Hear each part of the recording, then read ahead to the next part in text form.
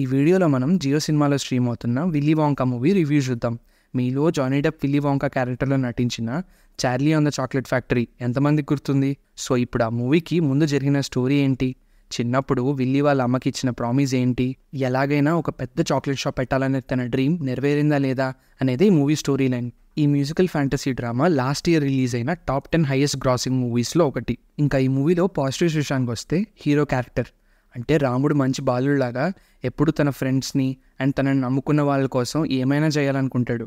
ఎంతలా అంటే వాళ్ళని కాపాడడం కోసం he is ready to even give up on his dreams.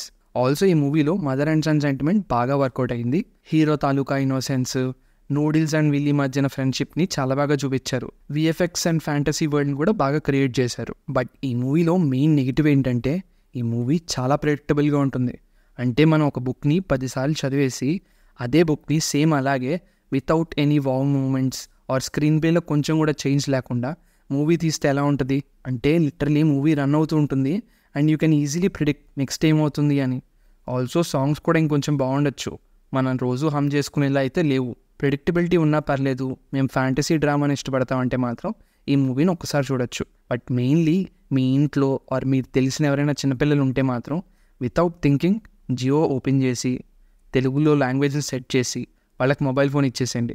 ఏదేదో కాంటెంట్ చూడటం కన్నా ఇలాంటి మంచి మెసేజ్ ఉన్న మూవీస్ చిన్నపిల్లలకు చూపించడం చాలా చాలా better. Finally movie buffs review for Willy Wonka is one time watch. ఈ వీడియో మీకు హెల్ప్ఫుల్గా అనిపించిందా? అయితే మా వీడియోని లైక్ చేసి మా ఛానల్ని సబ్స్క్రైబ్ చేయండి.